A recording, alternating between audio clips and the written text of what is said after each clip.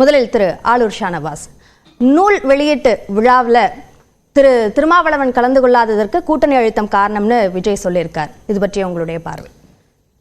முதல்ல எங்கள் தலைவர் ஏன் கலந்து கொள்ளணும்?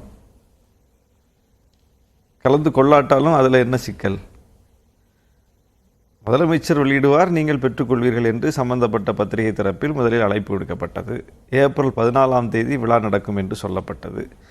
ஏப்ரல் 14ஆம் தேதி விழா நடக்கவில்லை. முதலமைச்சர் பங்கேற்பார் என்று சொல்லப்பட்ட விஷயம் விஜய் பங்கேற்பார் என்று ஏன் மாற்றப்பட்டது அப்படிங்கிற விஷயத்துக்கு தெளிவில்லை. எங்கள் தலைவர் எங்கேயாவது விஜய் நானும் சேர்ந்து மேடை ஏற போகிறோம் அப்படின்னு உறுதிப்படுத்தினாரா? இல்லை. அப்போது ஊடகங்கள் ஒன்றை உருவாக்கி ஊடகங்களால் ஒன்று திரிக்கப்பட்டு ஊடகங்களாலேயே முடித்து வைக்கப்பட்டிருக்கிற ஒரு விஷயத்தில் தேவையே இல்லாமல் எங்கள் தலைவரையும் எங்கள் கட்சியையும் இழுத்து விஜய் வரைக்கும் அதை பேச வேண்டிய தேவை என்ன? கூட்டணி நிர்பந்தத்தால் தான் வரவில்லை என்று எங்கள் தலைவருடைய ஆளுமையை கொச்சைப்படுத்த வேண்டிய அவசியம் என்ன? அதை யாரோ தாவேக்கால இருந்து ஒரு 4 பேர் சோஷியல் மீடியாவில் எழுதுனா எங்களால் புரிஞ்சிக்க முடியுது, நாங்கள் கடந்து போவோம். விஜயே எங்கள் தலைவருடைய மதிப்புக்கு ஒரு களங்கத்தை கற்பிக்க வேண்டிய தேவை என்ன? அப்போ இது எல்லாமே திட்டமிட்டு செய்யப்பட்டிருக்குதுல்ல. இந்த நிகழ்ச்சி அம்பேத்கருக்கு சிறப்பு சேர்க்கிற நிகழ்ச்சியாக மட்டுமே முடியாது. இதற்கு பின்னால் ஒரு அரசியல் கணக்கு இருக்கிறது. இவர்கள் போடுவது அரசியல் மேடை. சம்பந்தப்பட்ட பத்திரிகை கடந்த 2 மாதமாக விஜயை எதிர்த்து ஒரு வார்த்தை கூட எழுதவில்லை. சீமானை சங்கி என்று சித்தரித்து காவி உடை அணிந்து அட்டை போட்டார்கள். விஜய் 2 மாதமாக களத்துக்கே வராமல் இருக்கிறாரு. ஒரு கட்சி தொடங்கிட்டு இப்படி இருக்கலாமா என்கிற கோணத்தில் ஒரு பத்திரிகை ஒரு விமர்சனத்தை வைக்கணும்ல.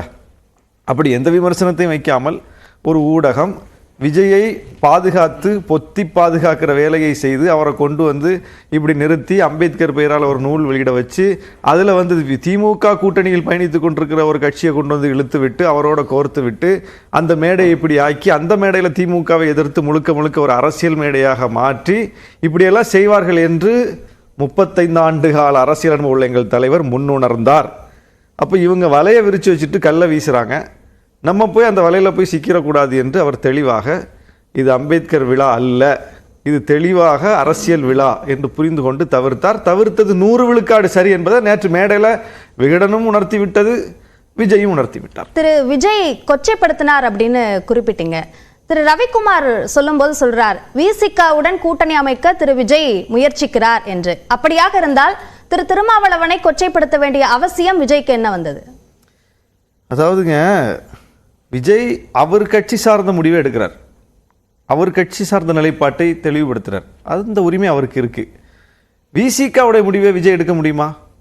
விசிக நிலைப்பாட்டை அவர் அறிவிக்க முடியுமா? அப்படி எடுத்தால் அப்படி அறிவித்தால் அது அராஜகம் அல்லவா? அது அடாவடித்தனம் அல்லவா? விசிக நிலைப்பாட்டை யார் எடுக்கணும்? விசிக எடுக்க வேண்டும், எங்கள் தலைவர் எடுக்க வேண்டும். விசிகாவுடைய போக்கை யார் அறிவிக்க வேண்டும்? எங்கள் தலைவர் அறிவிக்க வேண்டும். எங்கள் தலைவர் திரும்ப என்ன சொல்றாரு? எங்கள் கட்சியின் நிலைப்பாடாக அவர் சொல்வது என்ன? நாங்கள் திமுக கூட்டணியில் தொடர்கிறோம், உறுதியாக பயணிக்கிறோம், எந்த குழப்பமும் இல்லை, வேறு அணியில் இடம்பெற வேண்டிய தேவையே எங்களுக்கு இல்லை, விஜய் ஒரு கட்சி தொடங்கி இருக்கிறார், அவருக்கு வாழ்த்துக்கள் அப்படின்னு சொல்லி நாகரிகமாக விஜய் அணுகுகிறார்.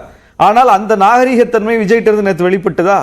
இந்த மேடைக்கு திருமாவளவன் வராததற்கு காரணம் கூட்டணியினுடைய அழுத்தம் அப்படின்னு சொல்றார். அப்போ அங்க கூட்டணியை கொச்சைப்படுத்துகிறாரா, திமுகவை கொச்சைப்படுத்துகிறாரா, எங்கள் தலைவரை கொச்சைப்படுத்துகிறாரா விஜய்? நேற்று அவர் அப்படி சொன்னதன் மூலம் திமுகவுக்கு என்ன களங்கம்? இல்லை. கூட்டணிக்கு என்ன களங்கம்? இல்லை. யாருக்கு களங்கம் கற்பிக்கிறார்? இவர் முடிவெடுக்க முடியாத தலைவரா இருக்காரு. திமுக சொல்ல கேட்டு இந்த மேடைக்கே வர முடியாம போயிட்டாரு, அம்பேத்கர் விழாவுக்கே திரும்ப வர முடியாம ஆயிட்டாரு என்று அம்பேத்கர் விழாவை கூட திமுக சொல்ல கேட்டு வர முடியாத அளவுக்கு திரும்ப அப்படி ஆயிட்டார் என்று சொல்லக்கூடிய பேச்சு என்பது எவ்வளவு அபத்தமானது. அதை எப்படி நாங்க வேடிக்கை பார்க்க முடியும்? திரு திருமாவளவனுடைய மனது இனி நம்முடன் தான் இருக்கும் அப்படின்னு குறிப்பிடுறாரு. அதுக்கு என்ன பொருள்? இனி நம்முடன் தான் இருக்கும் அப்படின்னு 200 சீட்டு ஜெயிப்போம்னு கூட்டணியை வச்சு இருமாப்புல சொல்லிட்டு இருக்கீங்கன்னு திமுக ஒரு தாக்குதலை நடத்திட்டு இவர் எங்க கூட தான் இருப்பார் என்று சொல்வதன் மூலம் எங்க நிலைப்பாட்டை அவர் எடுக்கிறாரு. இதுதான் அராஜகம்னு சொல்றேன். இது அவரோட இருக்கணுமா வேண்டாமாங்கிற நிலைப்பாட்டை யார் எடுக்கணும்? விஜயோட நாங்க இருக்கணுமா வேண்டாமா அப்படிங்கிற நிலைப்பாட்டை எடுக்க வேண்டிய உரிமையும் அந்த சுதந்திரமும் யாருக்கு உண்டு? விஜய்க்கு உண்டா, எங்களுக்கு உண்டா? விஜய் என்ன சொல்லியிருக்கலாம்? நாங்கள் அப்படி விரும்புகிறோம்னு சொல்லியிருக்கலாம். அவர் விசிக அவரோடு இருக்க வேண்டும் என்று அவர் விரும்பலாம். அந்த மேடைக்கு கூட திருமாவளவன் அவர்கள் வந்திருக்க வேண்டும், அது என்னுடைய விருப்பம்னு அவர் பேசியிருந்தா நாங்க எதிர்க்க போறதில்லை. அவருடைய விருப்பத்தை தெரிவிக்கிறார், அதுக்கு அவருக்கு உரிமை உண்டு, அந்த சுதந்திரம் உண்டு. ஆனால் வராததுக்கு காரணம் கற்பிக்கிறார். அந்த காரணம் கற்பிப்பதற்கு அவருக்கு உரிமை கிடையாது. அவர் இந்த மேடைக்கு வர வேண்டும் என்று அழைப்பதற்கு உரிமை உண்டு. மேடைக்கு வரவில்லையே அதனால் எங்களுக்கு ஏமாற்றம் என்று சொல்வதற்கு அவருக்கு உரிமை உண்டு. ஆனால் அந்த மேடைக்கு வராததற்கு காரணம் கற்பிக்கிறார், களங்கம் கற்பிக்கிறார், அதற்கு உரிமை கிடையாது அவருக்கு.